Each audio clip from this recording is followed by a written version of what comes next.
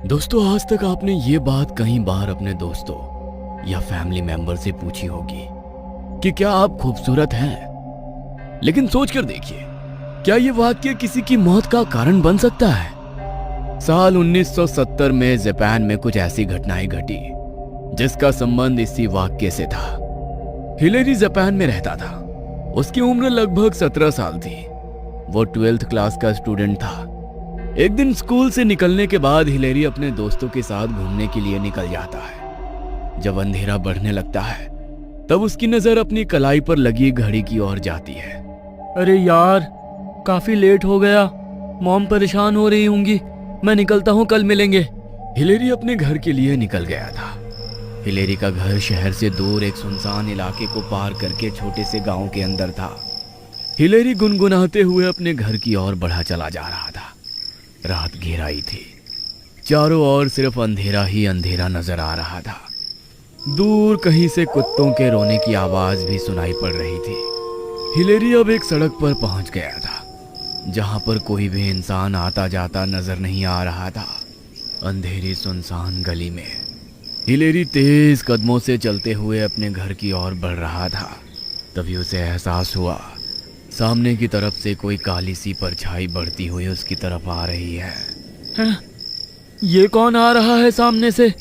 एक तो आज पहले ही इतनी रात हो गई है।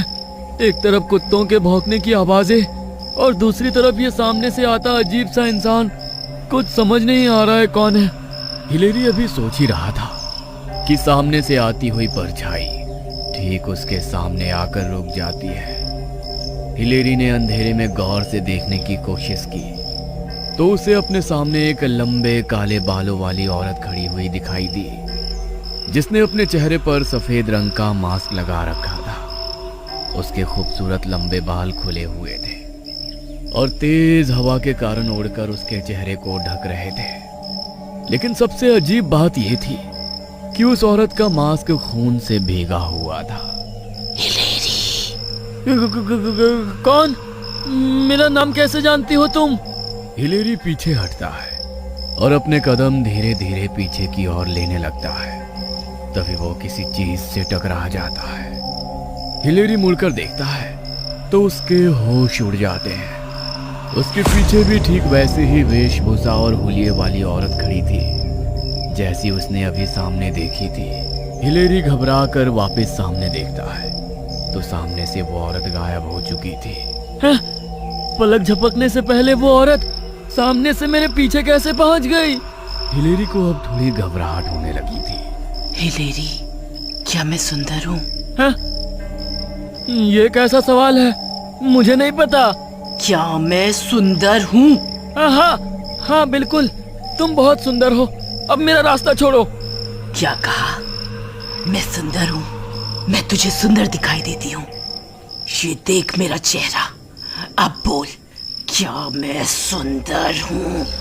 जैसे ही उस औरत ने अपना खून से सना मास्क हटाया, उसके चेहरे की हालत देखकर हिलेरी की रंगों से मानो खून जमने लगा।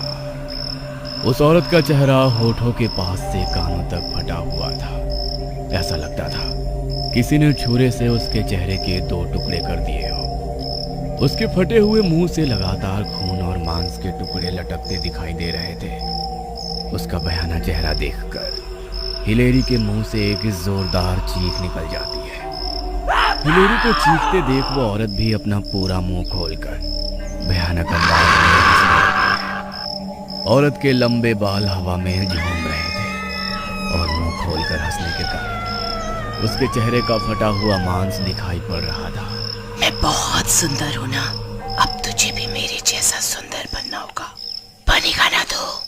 इतना कहकर वो औरत अपने जैकेट से एक बड़ी सी कैंची बाहर निकाल लेती है और हिलेरी के सामने उस कैंची को चलाते हुए डरावनी मुस्कुराहट दिखाई देने लगती है। हिलेरी को अपने सामने खड़ी हुई वो औरत इतनी भयानक और बदसूरत लग रही थी कि वो एक पल भी उसकी ओर देख नहीं पा रहा था। इससे पहले कि हिलेरी कुछ समझ पाता, वो औरत बिजली की तेजी से 1 सेकंड से भी कम समय में हिलेरी के बिल्कुल नजदीक आ जाती है और अपनी बड़ी सी कैंची से हिलेरी का मुंह दोनों ओर से काट कर बिल्कुल अपने जैसा बना देती है।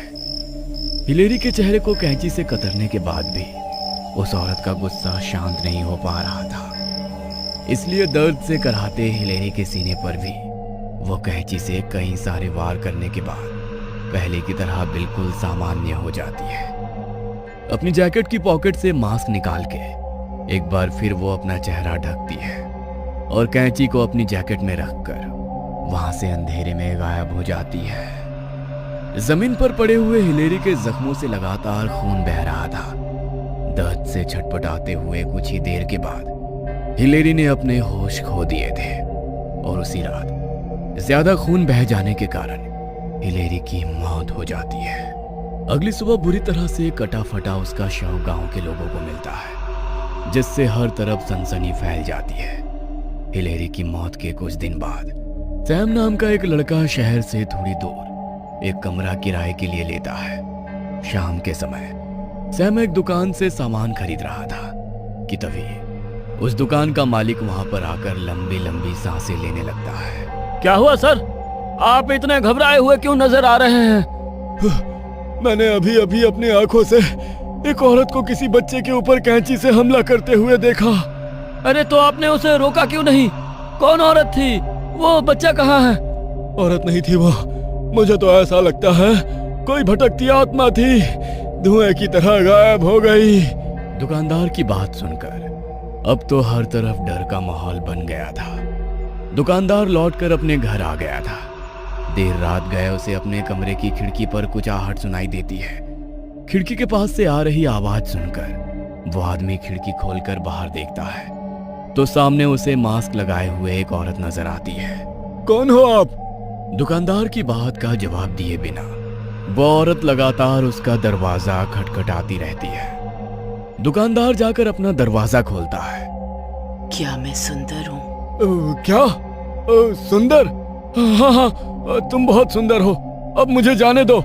दुकानदार के इतना कहते ही वो औरत अपना मास्क हटाकर दुकानदार को अपना असली चेहरा दिखा देती है, जिसे देखकर वो जोर जोर से चीखने लगता है। चिल्ला क्यों रहा है? देखना मैं कितनी सुंदर हूँ, देखना। क्या हुआ, मैं सुंदर नहीं हूँ क्या? फिर झूठ क्यों बोला मुझसे? उस भयानक शक्ल वाली औरत को देखकर वो दुकानदार थर थर कांप रहा था। अचानक ही उस औरत ने अपने जैकेट से एक कैंची निकाली और उस दुकानदार के चेहरे पर वार कर दिया और उसके चेहरे को भी मुंह के पास से काटकर अपने जैसा बना दिया। दुकानदार के चेहरे से खून और मांस के लोथड़े लटक रहे थे और वो दर्द से तड़प रहा था। कुछ ही पलों में दुकानदार बेहोश हो गया और वो औरत अपना मास्क पहनकर अंधेरे में गायब हो गई।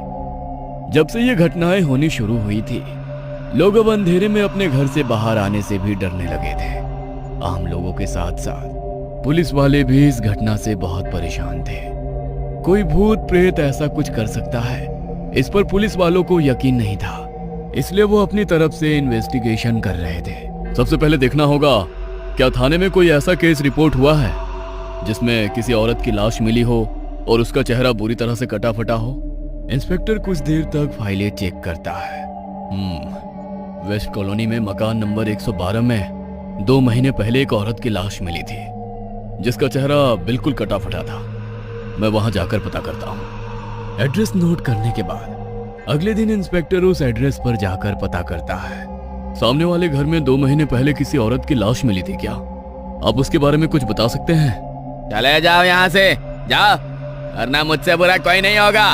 इंस्पेक्टर उस लड़के के अजीब बर्ताव से थोड़ा घबरा जाता है और उसके घर से बाहर आ जाता है। अरे सर, उस पगलेट के घर गए थे क्या? जब से वो ओना मरी है उसका बिहेवियर ऐसा है कि कभी भी कुछ भी कर जाता है, उससे बचकर ही रहना। ओना वो 102 वाली कोचिसाकी ओना, क्या हुआ था उसको? कोचिसाके बहुत सुंदर थी। उसकी सुंदरता पर मोहित होकर ही उसके पति ने उससे शादी की थी। बहुत प्यार करता था वो कोचिसाका को। कोचिसाके को भी अपनी खूबसूरती पर बड़ा नाज था, लेकिन उसकी खूबसूरती ही उसकी जान की दुश्मन बन गई। उसका पति उसे घर में कैद करके रखने लगा। वो उसे ना किसी से बात करने देता था, ना कहीं आने जाने देता था। फिर एक दिन उसे युद्ध करने के लिए जाना पड़ा, क्योंकि वो एक सामुराई था। अपनी पत्नी को घर में कैद करके वो युद्ध के लिए चला गया। जाते हुए उसने अपनी पत्नी को हिदायत दी कि वो किसी के साथ ना बात करे ना ही दोस्ती बढ़ाए। लेकिन पति के जाने के बाद कोचिसाके ने इस मौके का फायदा उठाया और एक आदमी के साथ उसकी नजदीकियां बढ़ गई। पति की अनुपस्थिति में वो आदमी कोचिसाका के घर जाता और दोनों पूरा दिन एक दूसरे के साथ बिताते। एक दिन कोचिसाके का पति अचानक घर लौट आया। घर आकर जब उसने अपनी पत्नी को गैर मर्द के साथ देखा तो वो गुस्से से पागल हो गया। पहले तो उसने पत्नी की प्रेमी को बहुत पीटा और फिर कोचिसाका को उसकी बेवफाई की सजा देने के लिए कैंची से उसका चेहरा बुरी तरह से काट दिया, ताकि आज के बाद कोई उसके खूबसूरत चेहरे को देखकर उसकी ओर आकर्षित ना हो। कोचिसाका ओना के चेहरे पर हर बार वार करने के बाद उसका पति उससे एक ही सवाल पूछता, अभी भी तुझे लगता है कि तू सुंदर है? बोल, अभी भी सुंदर है तू? पत्नी पर अपना गुस्सा निकालने के बाद वो कोचिसाका को ऐसे ही छोड़कर घर से बाहर भाग गया। अगले दिन सुबह हर तरफ खून बिखरा देख जब मोहल्ले वाले कोचिसाका के घर पहुंचे तब तक उसकी मौत हो चुकी थी, लेकिन उसके प्रेमी में अभी भी सांस बाकी थी। उसको हॉस्पिटल ले जाया गया जिससे उसकी जान बच गई, लेकिन कोचिसाका की मौत के गम में वो अपनी सुध बुध खो बैठा।